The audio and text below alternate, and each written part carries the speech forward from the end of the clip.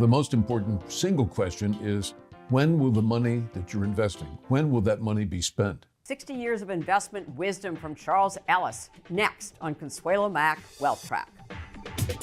Funding provided by ClearBridge Investments, First Eagle Investments, Royce Investment Partners, Matthews Asia, Strategas Asset Management, and Women Investing in Security and Education. Hello and welcome to this edition of WealthTRAK. I'm Consuelo Mack. The ancient Greek philosopher Heraclitus said there is nothing permanent except change. Charles Darwin observed that in his trailblazing work on evolution more than 2,000 years later. His conclusion? It's not the strongest of the species that survive, nor the most intelligent, but the one most responsive to change. As the markets fluctuate around us, how much should investors change? Well, this week's guest has his own historical perspective on that question because he has lived through a momentous evolution in the markets. He is Charles Ellis, whose storied career started on Wall Street in 1963 after graduating from the Harvard Business School. He was a skeptical analyst during the go-go years of the 60s, founded Greenwich Associates, the top Wall Street consulting firm to major investment firms, institutions, and governments. He was an influential board member of Yale's endowment, advising its legendary head David Swensen. He's taught advanced investment courses at both Yale and Harvard.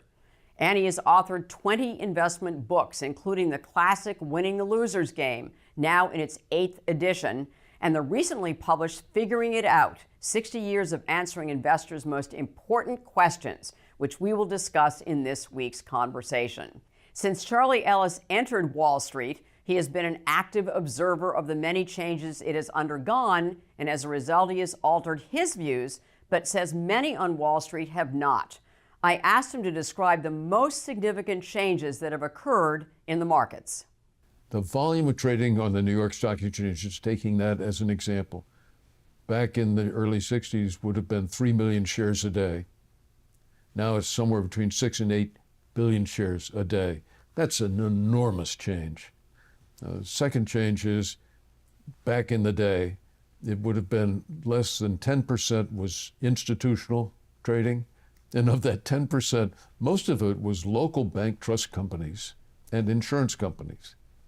Today, 90% of trading is done by institutions, and they are juggernaut, super smart, highly powerful, computer proficient, fully informed, very aggressive institutions. So that has been an enormous change. It used to be that you could have lunch with the management of a company and learn an enormous amount about what was going on in terms of their business strategy, their capital strategy, and what their earnings were going to be in the next year or so. And that was the reason you would have lunch together. And they thought they were doing the right thing. Well, today, that's no longer allowed. And Regulation Fair Disclosure, or Reg FD as it's usually called, says if you give any information to one investor that would be useful from an investment point of view, you are obliged to take responsibility for getting that information to all the investors that are in your securities. So the advantages that we used to find are disappeared. Another phenomenon is, of course, it used to be that we all had slide rules. Gee, that's cute. Now we all have computing power greater than a 360 when IBM brought out the 360 series of computers. It is astonishing what we have there. And then all of us have a Bloomberg terminal. Some people have a Bloomberg terminal at home, some have Bloomberg terminal at work, some people have a Bloomberg terminal at home, at work, and in the limousine that takes them back and forth. You can get almost anything you want to know, almost any time you want to know it, almost any way you want to know it, thanks to Michael Bloomberg's wonderful invention and the drive that he had to make it really, really great. And you think of the internet, what a way of gathering information. It used to be that there were maybe 5,000 people involved in active investing as analysts, portfolio managers, economists, and so on. Maybe 5,000. Now we know there are over 2 million people who are involved in that. And all that enormous flow of information goes piling through the internet and poof, out to all the people who have access to the internet. And candidly, everybody that would matter in investment management has access to the internet all the time. So we've enormously changed the inner workings of every part of the market, and as a consequence, the market in its ability to get the accurate pricing, and I don't say correct pricing, but the best pricing, that is the best that anybody could do with the information that could be available, gets awfully good. The purpose of a market is to get the right prices, and that's the most important change that's taken place, bar none. The best measure we've got now of how good the pricing in the market is, that somewhere between 85 and 90% of mutual funds fall short of the market rate of return for the type of investment that they're specializing in.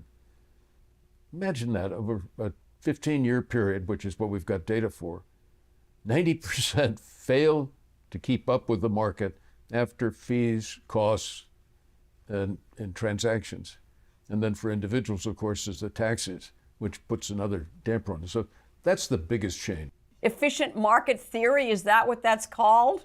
It's increasingly coming to grips with efficient market theory. And the theory, you could have argued in 1963, was nice abstract theory, but smart people working very hard could beat it. And that's true.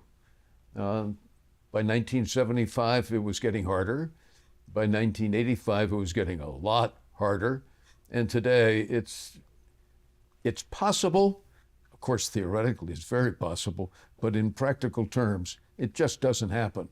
And we're talking about really good investment management talent managing the different mutual funds. And the same thing would be true for any institutional funds, and then it'd be true, but even worse, for individual investors who don't have access to the same equipment, the same information flows and stuff like that. So the markets have done a really great job of being accurate. They're not perfect, but they're getting better and better and better, and they're so much better that those of us who are real human beings just can't keep up. And the market participants piece of this, how have the market participants in the market changed? Oh, so many different ways. It's fun. When I was at Harvard Business School there in 1962 and 3, there were no courses on investment management. None. There are now half a dozen different courses on various aspects of investment management, and everybody knows a lot and takes courses that fit to what their career ambitions are down the line. But everybody has access. And that is an enormous change. Then you think about other things. How many people had a CFA in 1963? Right, None. chartered financial analysts. Mm-hmm. There just wasn't available. It started coming available later, a couple years later. And now we've got hundreds of thousands of people who are chartered financial analysts where they've passed 3 really difficult examinations over a 3-year period or longer.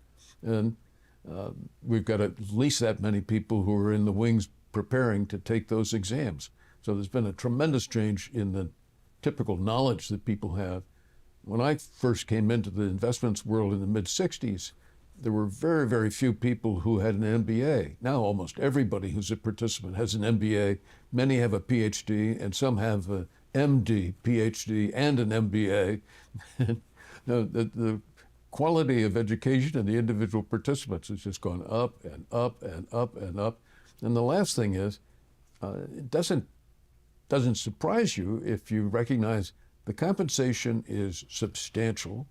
The excitement and interest and fascination of the work is substantial, and you have the privilege of not having to stop at 40, which would be typical for a trader, or 50, which would be typical for an investment banker.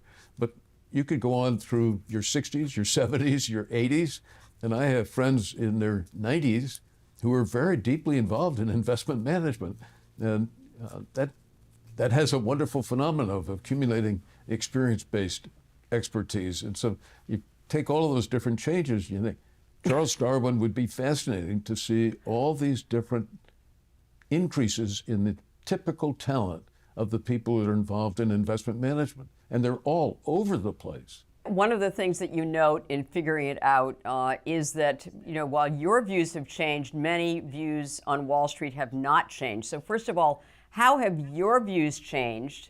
And what is Wall Street still sticking to that perhaps they should adapt to the new market conditions as well?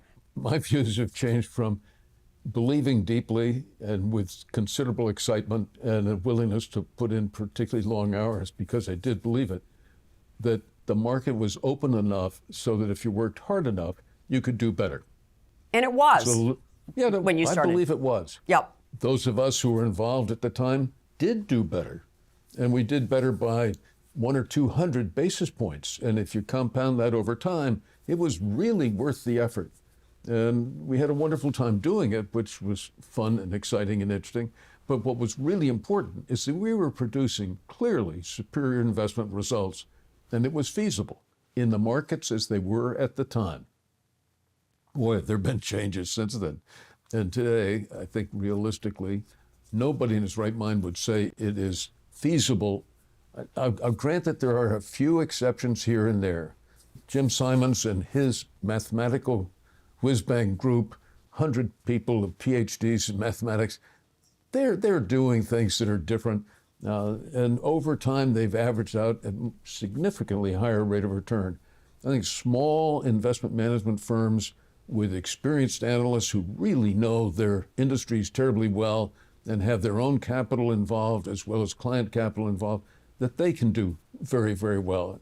And the magnitude of their benefit, 100 or 200 basis points. So 1 or 2 percentage points a year, which can add up cumulatively to a significant difference. You're right? darn right. Mm-hmm. And that it can work out very, very nicely.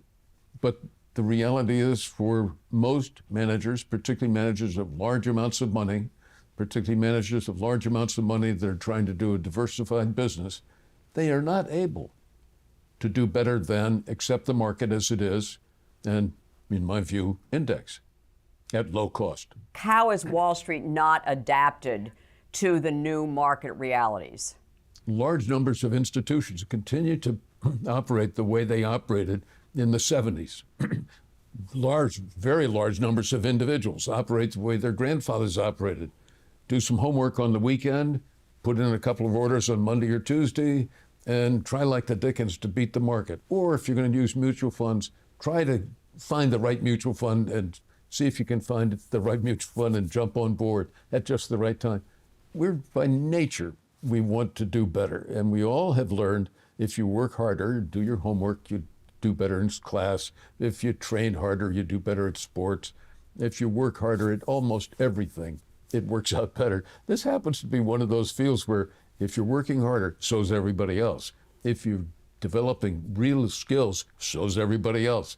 And so that when you come back to compete with other people, you're only selling to people who know at least as much as you do, and buying from people who know at least as much as you do, and trying to overcome fees and costs when everybody knows. It's like playing poker with all the cards on the table, open face. Does active management have any place in individuals' portfolios at this point? In my view, absolutely. There's tremendous role for active management, but it's not operational management, day-to-day buying and selling. It's the active management of your thinking so that you develop the right long-term policy, taking active interest in the fact that index funds are the best bargain in town and the best way to go about investing for the long term. But being active in trying to understand yourself is really, really important. And boy, does that pay off. And let's talk about that because, in figuring it out, 60 years of answering investors' most important questions. So what are some of the most important questions that need answering? Well, the most important single question is, when will the money that you're investing, when will that money be spent? If it's going to be spent in the next 2 or 3 years, then the right way to invest is Treasury bills, because you can't afford to take any risk of markets surprising you. If it's 5, 6, 7 years, you might use mostly bonds. By the time you get out to 10 years or longer, you probably ought to be almost entirely in equities. And only limit on that would, you might say, well, I know that the markets might go up and down, and I know that I'm going to have a need for some money in the short run, so I'll take a look at what is the difference between my income from dividends and interest and my need for spending, and I'll fill that gap with T-bills and bonds. I can understand that. But for anybody who's got a long-term investment, and most people, most of their lives are longer-term investors than they act on, then they ought to be going where you can afford the ups and downs because you're not going to be spending the money. You're going to stay invested longer. And a typical person starts investing somewhere in their 20s, and they're still investing in their 80s. They may have been winding down in their 80s or 90s, but they're still investing. Now, if you take that time period, we're talking about 60, 70 years. And there's nobody who would think that you ought to invest in anything except equities if you're thinking that long. Same for 40 years, same for 20 years. And so there's a real reason for people to move primarily into equities for their retirement money or for money that they know they're not going to spend for a fair amount of time. If you have young children and you want to provide college education for those kids, and it's 15 or 20 years before they're going to be going to college, fine.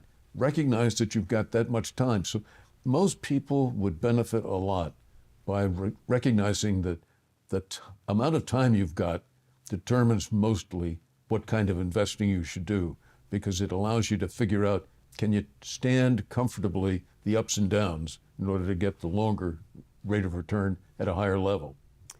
Timing is everything, they say. And in the markets, certainly, if you retired and let's say, in the early 1970s, you would not have recovered what you had invested in the market until the early 1980s. So there are periods of time, I think in the last 100 years, 30% of the time the markets were flat or down. So, you've got to kind of pick your spot. So how do you address that issue, that even if a 20 or 30-year time horizon, there have been periods of time when the markets have basically gone nowhere?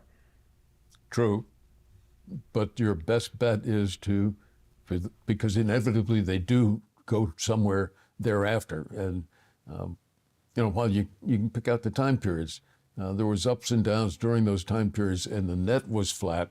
It still makes sense to be there in case and when the markets do rise. And if you add another 2 or 3 years onto those various quiet periods, sure enough, it pays off to have been there. And if you haven't been there, you won't catch it when the market comes favorably your way. One of your themes in general and also in figuring it out is, and you alluded to it, is to know thyself. And so one of the questions that an investor should be asking themselves is, who are you?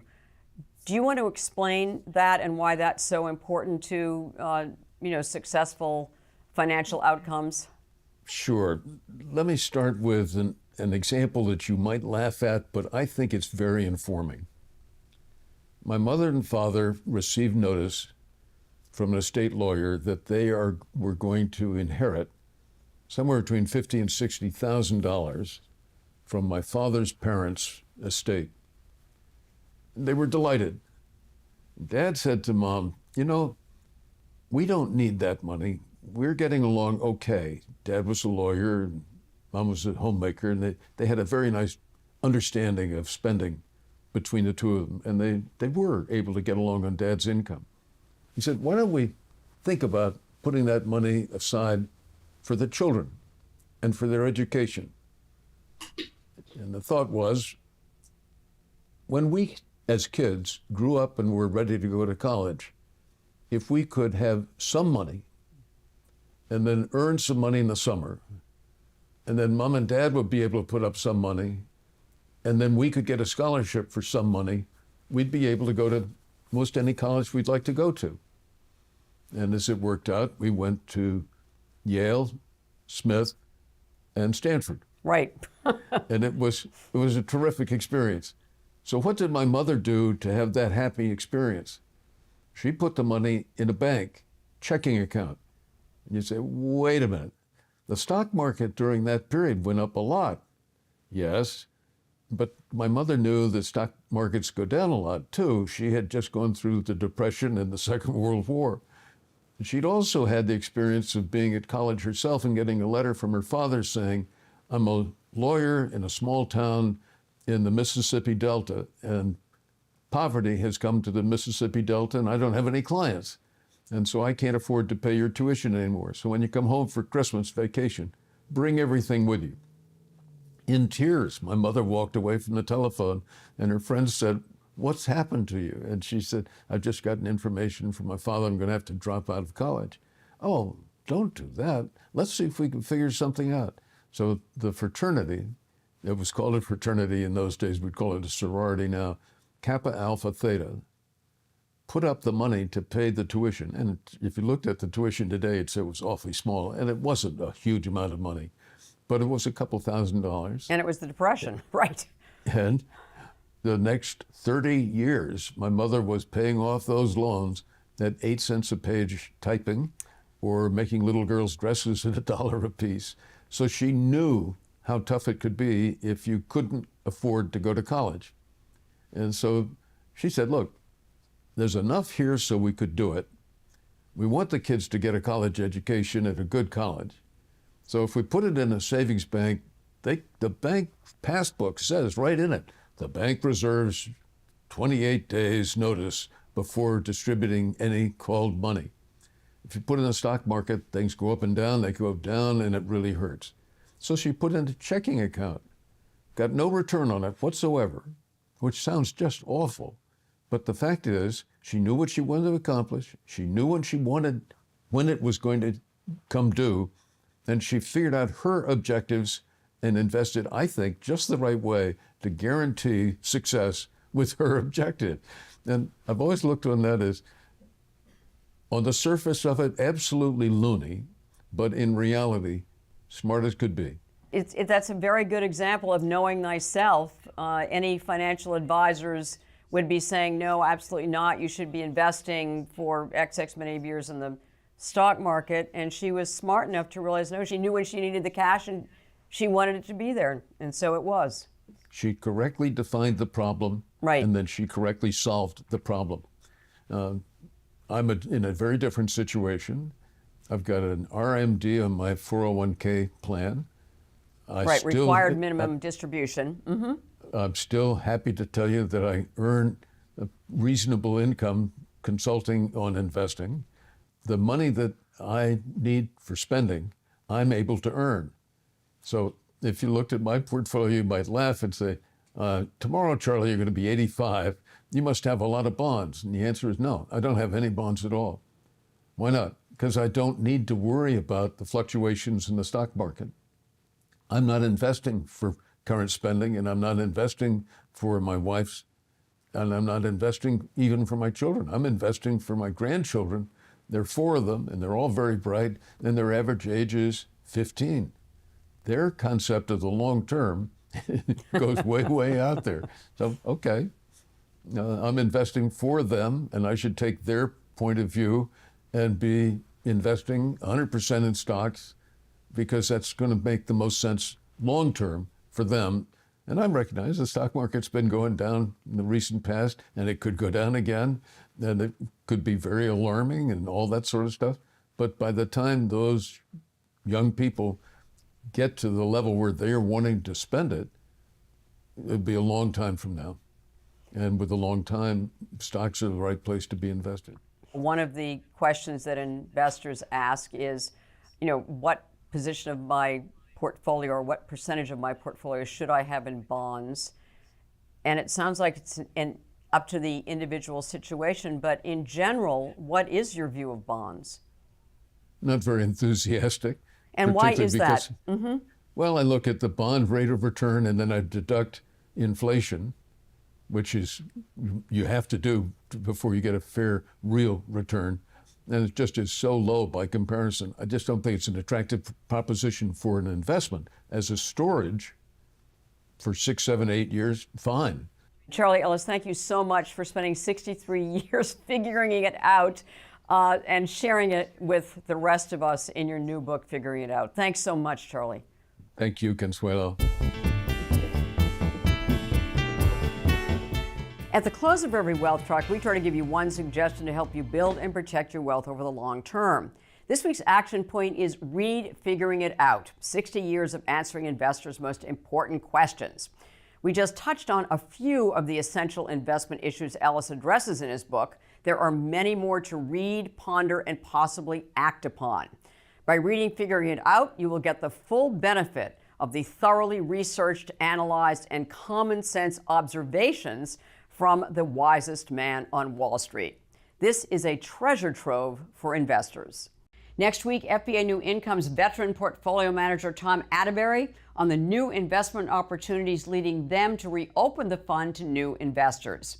In this week's extra feature, Ellis shares his biggest financial mistakes and successes and the lessons learned from them. Please follow us on Facebook, Twitter, and our YouTube channel.